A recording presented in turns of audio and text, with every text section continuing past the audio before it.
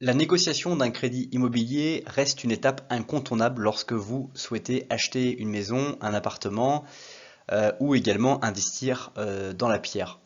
Évidemment, il existe différentes astuces et notamment la dernière, la stratégie ultime pour pouvoir négocier un crédit immobilier.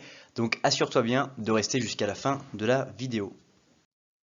Avant de commencer à parler comment pouvoir avoir un crédit immobilier, il faut d'abord parler de quels sont les ingrédients les plus importants. Quelles sont les choses qui vont faire que vous allez mettre les chances de votre côté pour obtenir ce fameux Graal que vous recherchez. D'abord, c'est d'avoir une bonne situation professionnelle. Ça paraît tout à fait étonnant ou on va dire basique, mais quand vous allez avoir une situation professionnelle qui va être stable, qui va vous donner de la sérénité à la banque, vous allez pouvoir augmenter vos chances. Ensuite, il y a un point qui peut être important ou pas en fonction de votre profil, c'est le bon apport. Quelle somme d'argent avez-vous et êtes-vous disposé à mettre au cœur de votre projet immobilier? Ensuite, il y a bien gérer votre budget. Comment gérez-vous votre budget au quotidien pour que la banque, dans son analyse, observe que vous êtes quelqu'un qui gère bien ses affaires courantes?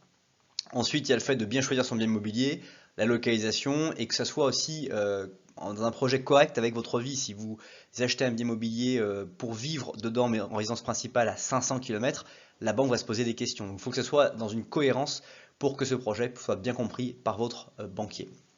Autre point important, on va y revenir dans la stratégie, c'est faire appel à un courtier en prêt immobilier pour pouvoir avoir rapidement son projet. Et enfin, l'un des points intéressants, c'est décaler son projet d'achat immobilier de quelques mois lorsque vous avez des éléments qui ne sont pas forcément en votre faveur, comme sur des 3 derniers relevés de compte, par exemple, des dépenses particulières. Maintenant qu'on s'est dit ça, on peut parler aussi de les choses qui vont faire que votre prêt immobilier va être accepté. D'abord, il y a la durée du prêt. Combien de temps souhaitez-vous souscrire? 15, 20 ou 25 ans, ce sont les durées, on va dire, communes. Quel est votre taux d'endettement actuel et quel sera votre taux d'endettement après avoir réalisé l'opération? C'est un point extrêmement important que les banques regardent pour pouvoir vous délivrer l'argent et avoir la certitude que vous serez en mesure de pouvoir la rembourser le moment venu. Troisième critère, c'est avoir l'apport le plus important possible pour permettre à la banque de voir que vous êtes prêt à vous mouiller dans ce projet en mettant une somme d'argent. Quatrième critère, c'est l'état de santé. Avec l'état de santé, vous allez pouvoir ou pas avoir une assurance qui va être la moins chère possible ou éventuellement ne pas pouvoir être assuré tout à fait. Enfin, cinquième critère, c'est l'âge. Vous pouvez emprunter en France jusqu'à l'âge de 90 ans. Donc ça laisse beaucoup de possibilités pour vous, mais évidemment, en fonction de votre âge, vous allez avoir aussi un coût d'assurance qui va être pris en compte et qui va être vraiment pas du tout négligeable. Maintenant qu'on s'est dit ça, quelles sont les stratégies que je vous recommande pour pouvoir obtenir un prêt immobilier?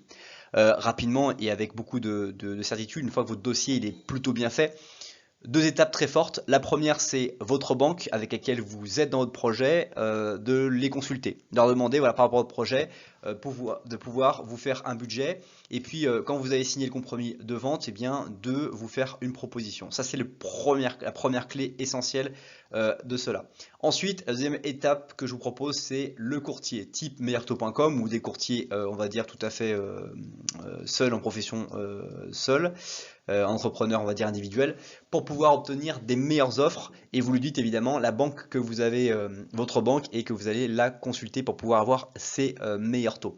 Ces deux stratégies vont permettre de gagner vraiment du temps.